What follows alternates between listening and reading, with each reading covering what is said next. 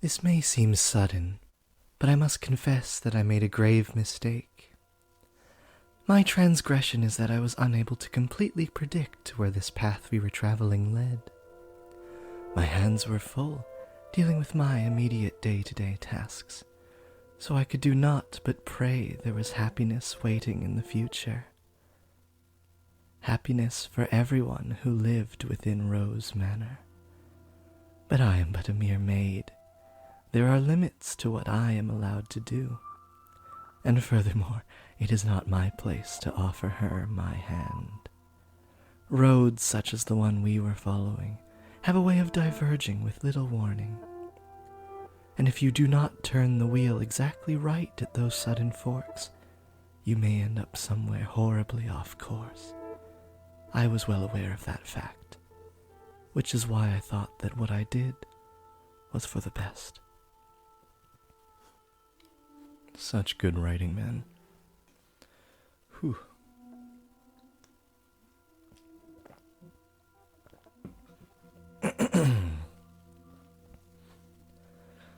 It's happening again. I made sure the door was closed, but I can sense someone standing there. Someone watching me. Footsteps. They're looking down at me. I want to open my eyes, but I can't do it. Curses. You're just gonna leave without doing anything, aren't you? Then hurry up and get out of here. Free me from this torture. No, tonight they're on my bed now, looking down on me. My neck. I can't speak. I can't move.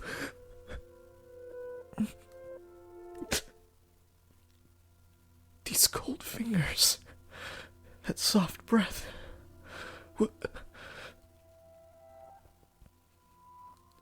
Why? I can move my body. But that's not important right now.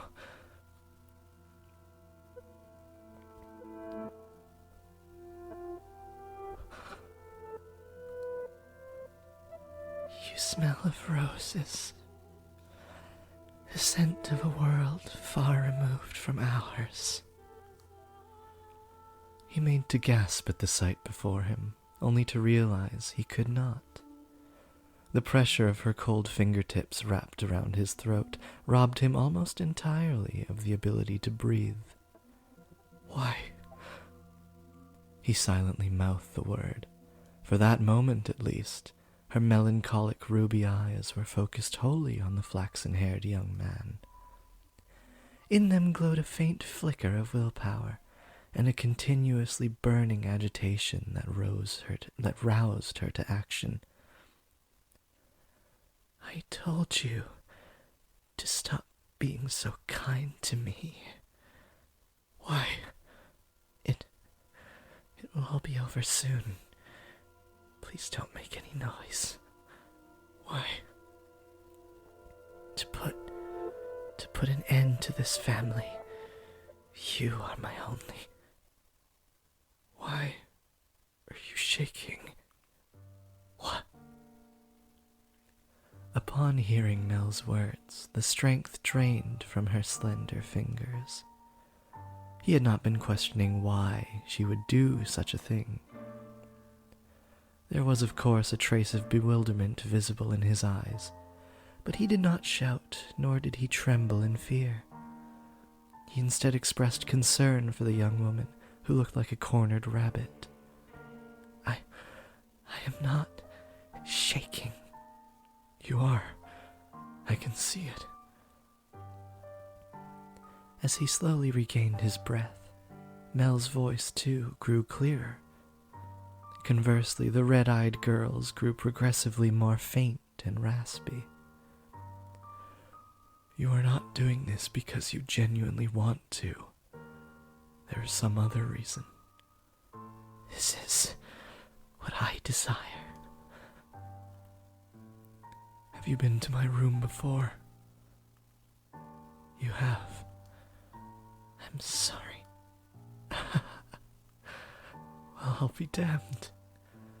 Tell me, why are you shaking? You're not putting any pressure on my neck. Why haven't you run? Because I cannot fathom why you would do this, so I'm not afraid. Do you hate me so deeply you want me dead?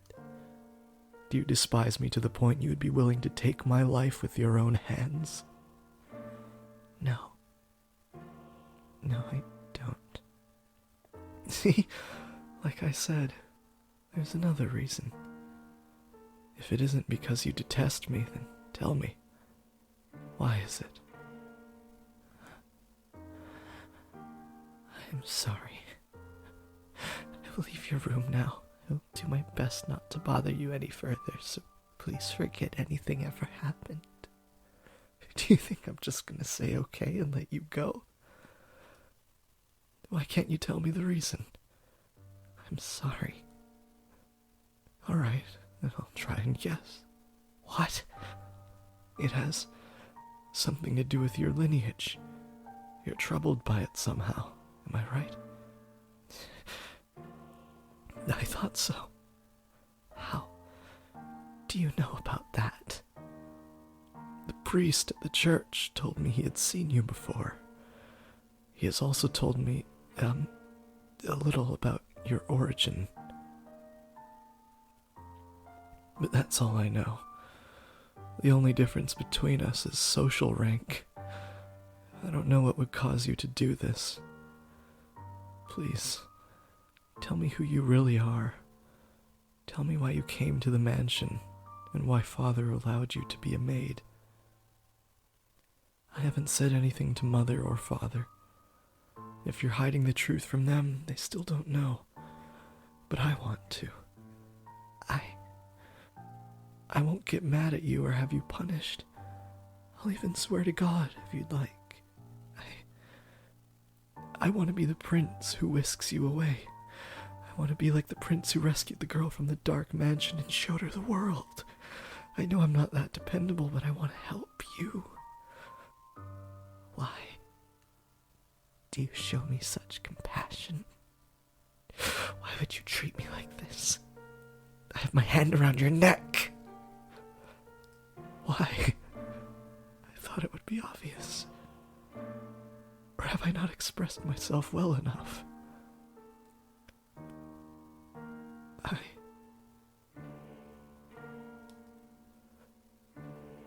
I love you. Every time you push away, it crushes me. I didn't even know my heart could feel such distress. If you dislike me and don't want to be with me, then, well, I'll just have to live with that, as much as it may hurt. But if you have some other reason, some weight on your shoulders that you can't share with anyone else, tell me. I want to help you. There are other options. Things we can do about your... No, that's not it. I've tried to hate you so many times. So yes, there's more to it than just social status. But I can't do it. I couldn't make myself do it. What do you mean? I had so many chances, but I couldn't do anything. She spoke in a stifled voice, as if every word had to fight to escape her lips. She appeared so fragile, so precarious looking down on him that it seemed as though if a gust of wind were to whisk through the room, it would blow her away completely. Her pale fingers were trembling, like she had tried to squeeze them again and failed. That's not what that said. Like she had tried to squeeze them again and failed. However, her hand did not pull away from his still, slender neck. Her hand is so cold. He did not challenge her, but simply kept his eyes fixed on hers, as if carefully watching to see what she would do next. I'll say it as many times as I must. I love you. And I wouldn't be able to accept losing you without knowing why, without knowing anything. So please, tell me the reason. I'll see to it that you're taken care of. Those are the words of a man of means, Lord Mel, of someone blessed enough to have pity for others. You are a foolish young man.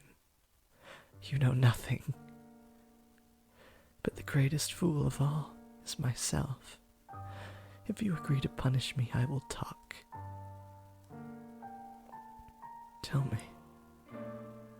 Her long white hair and his soft flaxen hair touched. For just the briefest of moments, it appeared in the darkness as though they had fused together. The white-haired girl, having finally gathered the courage, began to slowly tell her tale. On the night of the storm, I paid a visit to Rose Manor, this mansion. My father and I were always on the move, traveling across the land by foot. So it was only recently that we heard rumors of Rose Manor.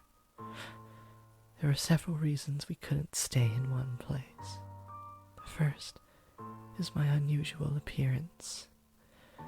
People often find the color of my skin or eyes disconcerting.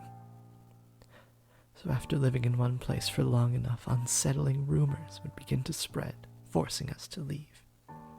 Another reason was my father's line of work. He painted pictures for a living. But he had trouble finding a patron, so he had to work day to day. When he was no longer able to find work in a city, we would move. We were birds that migrated without a flock. When we arrived at this town, my father was exhausted and weak. That is when we learned of Rose Manor, and the family who dwelled within it. Rhodes is a name my father could never forget. He was, long ago, a painter in the service of the Rhodes family. Hold on. Your father was an artist here? Yes. It was before I was born, so you probably don't remember, Lord Mel. So, you knew about us before you came here? For as long as I can remember, I've known the name Rhodes. My father was chased from your house just because they didn't like something he painted. Having failed the Rhodes family, no one else would become his patron. Just as a good reputation spreads, so too does a bad one. Branded once as a failure, no one will take you in ever again. You nobles throw your parties and spread your gossip about this painter as that sculptor. The rose you tried to give me is an example of that. It was certainly crafted with skill, but the jeweler is only known because some aristocrat spoke highly of him. My father's paintings were no less skillful. He was a talent that could not be easily imitated, but no one was willing to separate the art from the artist. The Rhodes family stole everything from my father. But even thrown out onto the streets, his only skill was painting. That was all he could do to earn a living. What little money we had for food he gave to me.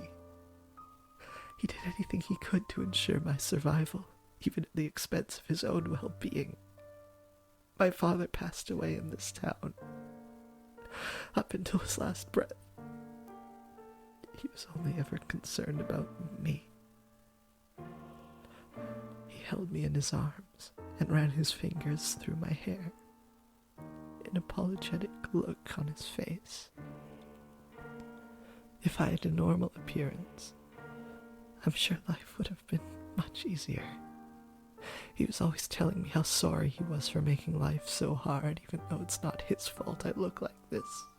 I disdained the Rhodes family for putting my father through such hardship.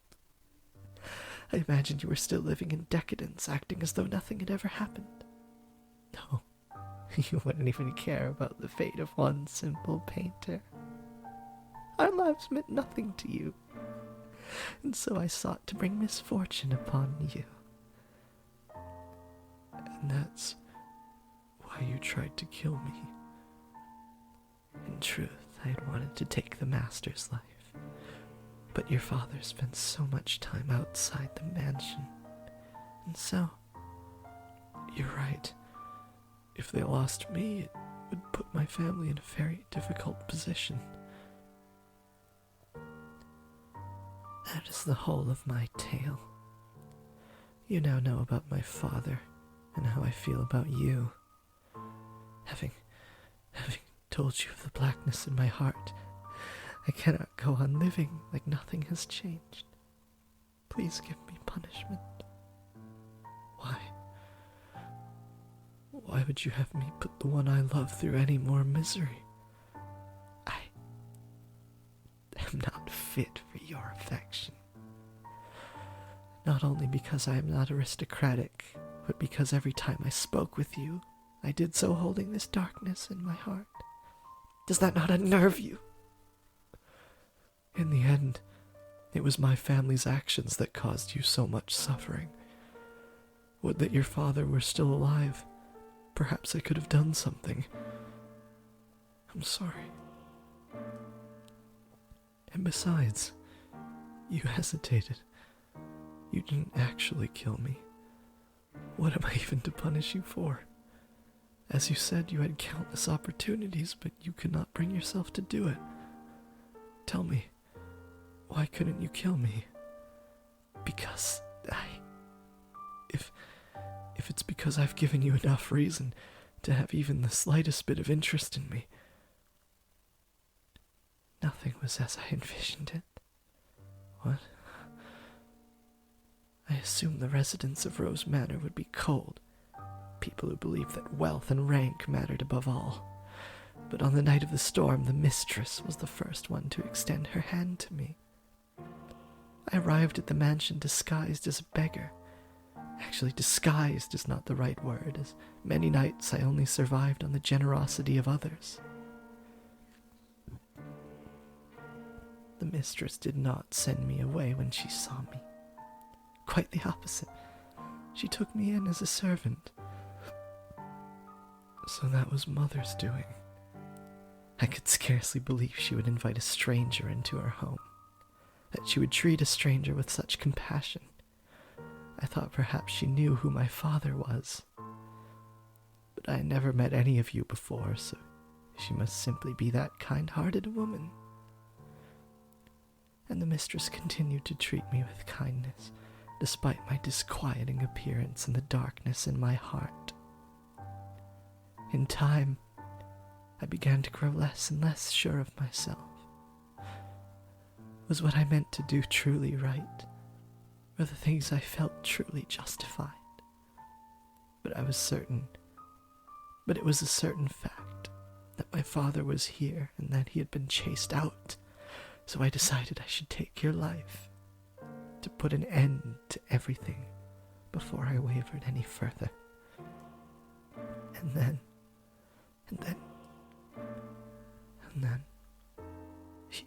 you were too kind to me. It's all your fault, because you laugh with such affection, because you give me smiles like that, because you say the things you say. I'm sorry. I read that you as the white-haired girl. I'm sorry. No, don't apologize. I'm so happy to hear that. Despite the unusual circumstances. Please don't say you want to leave. Don't ask me to punish you. I couldn't do anything for your father, but at least allow me to do something for the daughter he cared for so deeply. You are far too kind-hearted. I'll be happier with you around. You can become a real aristocrat. There are families that would be willing to adopt you. especially knowing it would bring them ties to the Rhodes family in the near future. Are you saying? As long as you're okay with that, of course. I don't understand how you could possibly say that. I have my hand around your neck, even as we speak. It seems reasonable enough to me. I'm desperately looking for some way to not have to lose you. But I couldn't. I don't know any etiquette or social customs. How could I? You can learn all of that. You're pretty and naturally graceful. You'll do just fine. You are such an aristocrat, Lord Mel. Well, the way you can come up with compliments so easily. Only for you. Nellie says my poetry has as much charm as a dissertation. I don't understand theater. It puts me to sleep. You laughed. Thank goodness. Keep smiling. You don't have to stop. A smile on your face is a smile on mine. No matter how deep the darkness has taken root in your heart, it can always be removed. I believe people are capable of forging their own futures. What do you say we go to the theater sometime? I promise I won't sleep through it. At the private theater, we can get seats at the far end of the second floor, so we don't have to stand. It would be pretty lavish seats, and it would give you a chance to experience the noble life. But please don't be shy. I can have clothes prepared for you. I'll ask one of the maids who can keep a secret. Say the one with black hair. She kind of scares me, though. I don't know what I'm supposed to say. How could you show such compassion for me? I tried to inflict harm upon you. Am I allowed to feel such joy? For every day you suffered, a day of happiness. That's how it has to be. So stand by my side. He softly whispered the girl's name.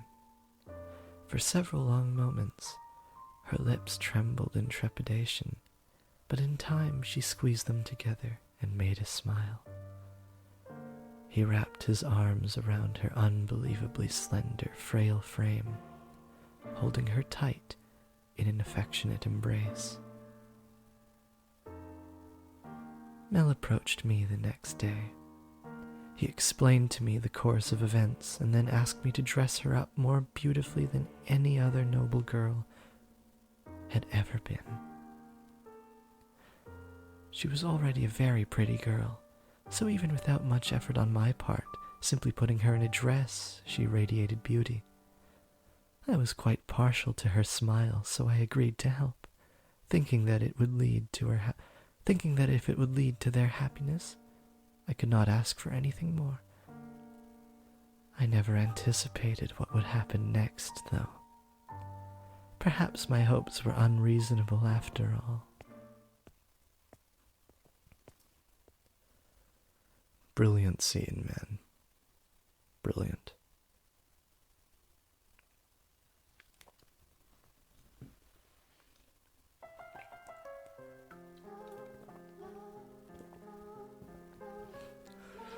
Now, Nelly, you love the theater, so don't look so cross.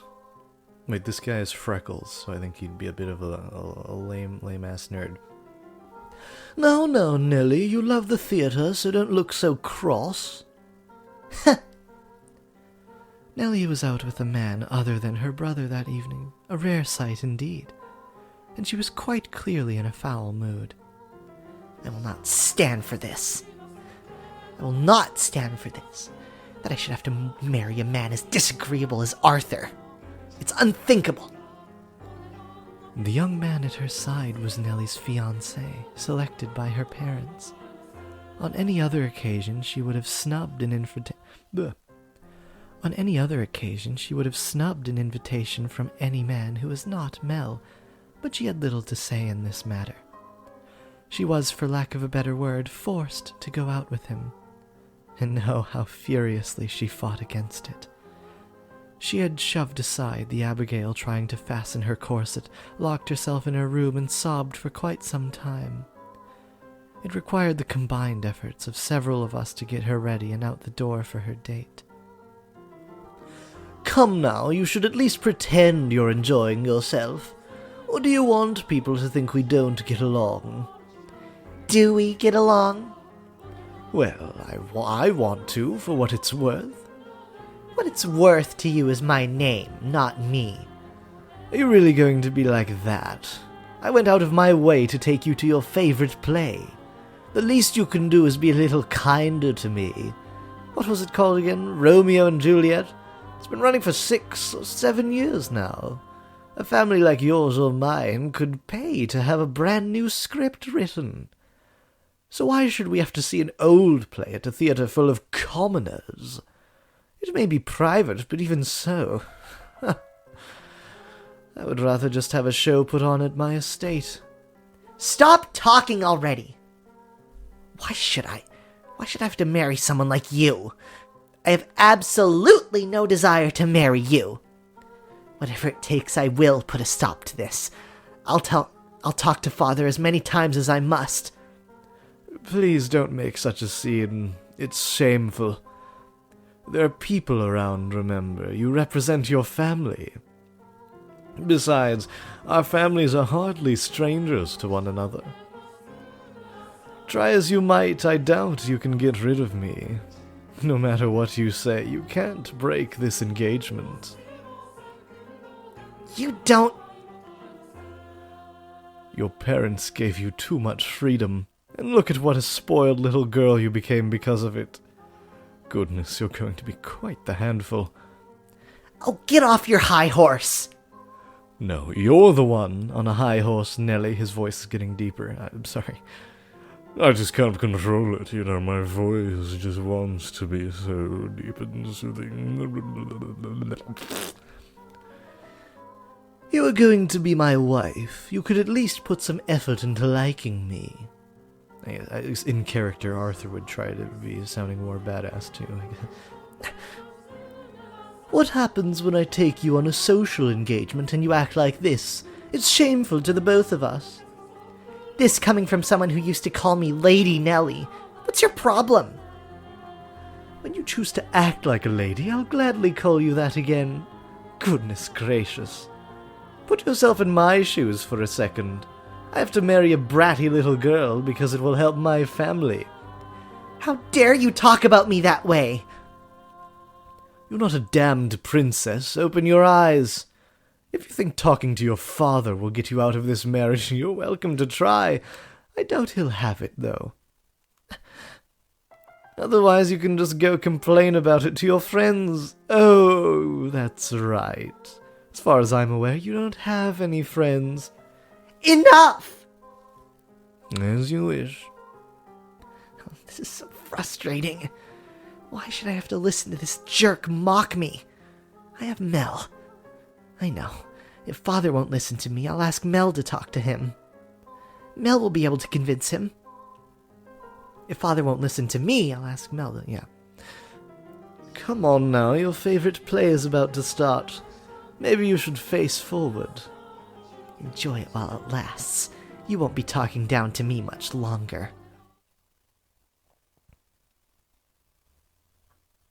What? Is that? Wait, Nelly! Get back here! What is that damn child's problem? I didn't give her permission to leave. Father will be sure to hear about this. I cannot have the roads making any more a fool of me.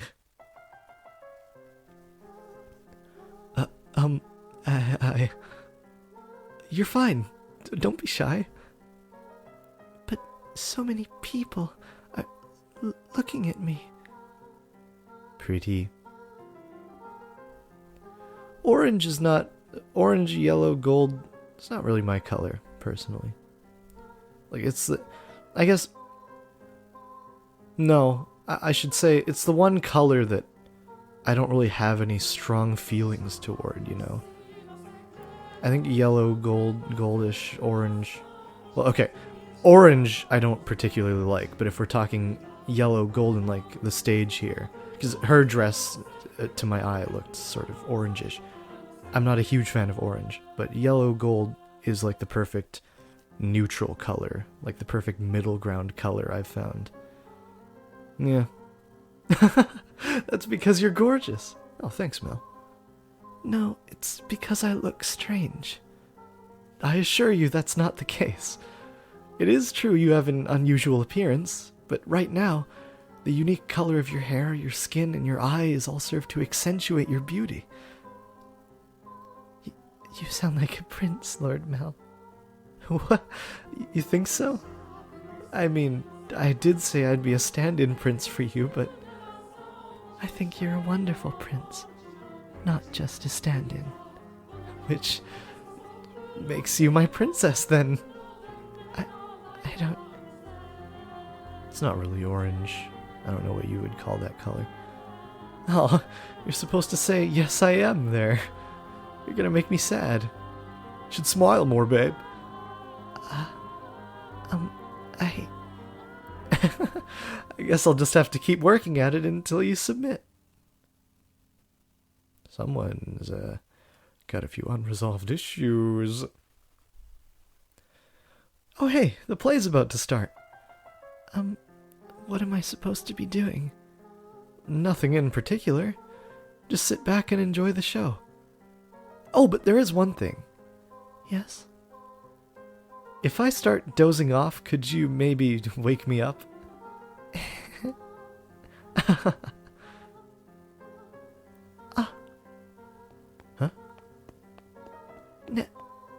What? Dearest Mel? Nellie? Dearest Mel, why are you... What are you doing here? I asked her to join me. It's nothing to get worked up over. It is! It absolutely is! How many times did I ask you to come with me and you wouldn't? You don't even like theater, dearest Mel, and you brought her? You're right, I'm not especially fond of plays, but I wanted her to be able to see one. Why are you making such a big deal out of this, Nellie? She's not suitable for you. What? She isn't good enough for you. Why would you choose her? She's creepy and you have no idea where she came from. Don't talk about her like that, Nellie. But you don't even know who her family is. I do. What? Lord Mel? It's fine. You just stay quiet. Like the other maids, she comes from a respectable house. I looked into it. However, circumstances prevent me from telling you what house that is. No. You're lying. That can't be. She doesn't act like a lady. She lacks etiquette and she probably can't even dance. You expect me to believe someone like her is from a good house? Enough already, Nellie! Mel yelled at me. You have my word. You don't have to worry about her. So please stay out of this, Nellie. It isn't any of your business if I spend time with her, is it? But dearest Mel... You need to stop hanging all over me, Nellie, and find someone for... Wait, what are you doing at the theater? Are you here alone? Oh yes, dearest Mel, about that. I have a favor to ask of you. I've been waiting to talk to you about this since yesterday, but I haven't seen you at all. Settle down, Nellie. What is it? Father had me engaged without consulting me, and he picked Arthur, that disagreeable little... All right, that, I already know. What? I heard it from Father. That reminds me, you didn't show up at breakfast this morning. I see now. It was because of your engagement. Dearest Mel... Is that who you're with here today? Who you're here with today? In that case, you should get back to him rather than waste any more time with us. You knew I didn't want to get married, Mel, so why? Why didn't you talk Father out of it? Because it's your time, Nellie. If there's someone else you'd rather be with, then, well, you can try persuading Father, but... You're the only prince for me, dearest Mel. And a prince always grants his princess's wishes. Doesn't he? I just want you to say you'll do that for me, dearest Mel. Lady Nellie. You stay out of this! It's all your fault! It's all because you showed up and played your little tricks on him. I warned you about this rat, dearest Mel. She is not suitable for... I told you I'd had enough already!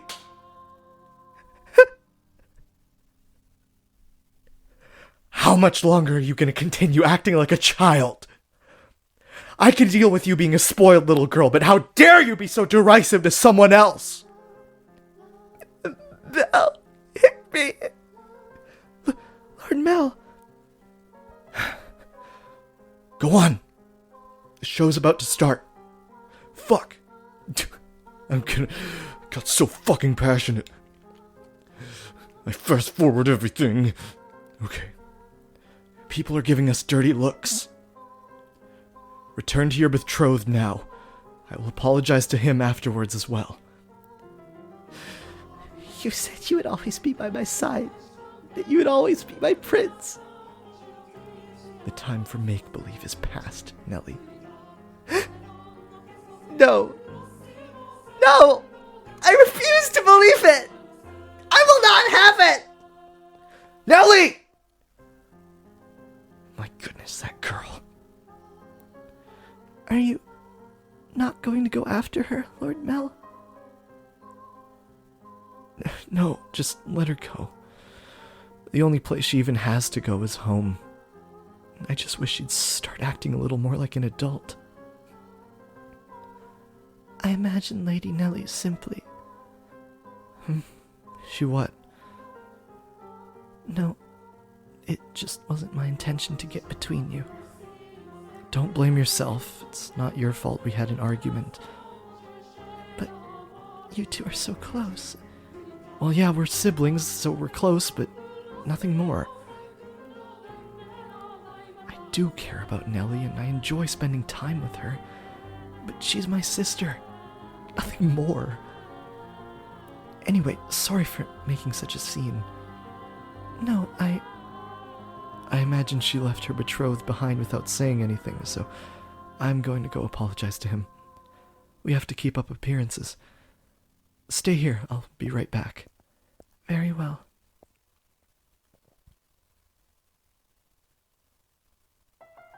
Master, what are your thoughts on the tale so far? Which of the siblings do you think was in the right, Master? The brother or the sister? Oh my, I apologize for the abrupt question. Did I startle you? What do you think? Yes, I believe Mel was probably right. He was also surely happier than her. As Mel had anticipated, Nellie fled from the theater, leaving her fiancé behind. She forced her way into a carriage, stepped outside, probably one called for... She forced her way into a carriage, stopped outside, probably one called for a different nobleman, and ordered it to take her home. Mel's assumption was correct. The only place she had to return to was the mansion. The sun was beginning to set, and as a young lady, she could not simply go wandering through town alone, nor did she have any acquaintances to take her in. Her world was, in essence, composed of two elements, her brother and her rose garden. They were the light of her life at Rose Manor. She lived a very isolated existence.